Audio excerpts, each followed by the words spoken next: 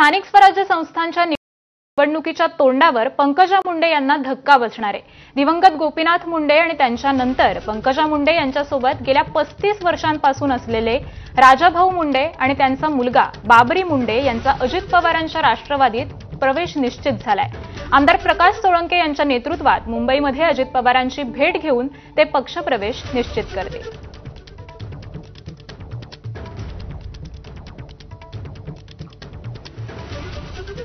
आणि याच संदर्भातली अधिकची माहिती जाणून घेऊयात, चर्चा करूयात आपले प्रतिनिधी विकास माने यांच्याशी।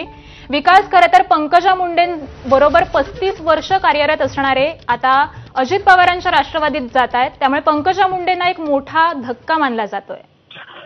नक्कीच या ठिकाणी आपण बघू शकतो की 35 वर्षांपासून दिवंगत गोपीनाथ मुंडे यांच्याबरोबर देखील राजाभाऊ मुंडे यांनी या ठिकाणी काम पाहिलेलं आहे।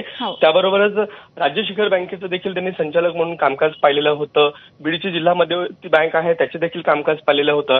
आणि अशामध्येच आता स्थानिक स्वराज्य संस्थांच्या निवडणुका येऊ घातलेल्या आहेत आणि याच निवडणुकीच्या तोंडावरती पंकजा मुंडेंचे खांदे समर्थक, कट्टर समर्थक म्हणून ओळखले जाणारे राजाभाऊ मुंडे आणि बाबरी मुंडे हे दोघेही जे आहेत ते आता या ठिकाणी त्यांची प्रवेश निश्चिती जी आहे ती अजित पवार गटामध्ये झालेली आहे। यात विशेष जर आपण पाहिलं तर माजलगाव मतदारसंघाचे आमदार प्रकाश सोळंके यांच्या नेतृत्वामध्ये हा पक्ष प्रवेश निश्चिती जी आहे ती झालेली आहे। एकीकडे प्रकाश सोळंके यांचं काही विधान जे आहे ते आपण पाहिलेलं होतं। मुंडेंना विरोध या ठिकाणी उघडपणे बोलून दाखवलेला होता प्रकाश सोळंके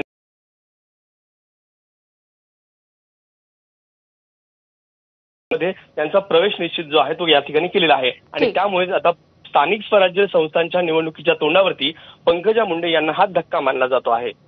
बरोबर आहे, नक्कीच। त्यामुळे स्थानिक स्वराज्य संस्थांच्या निवडणुकीच्या अनुषंगानं पंकजा मुंडे यांना हा नक्कीच धक्का असणार आहे। धन्यवाद विकास, आपण दिलेल्या या माहिती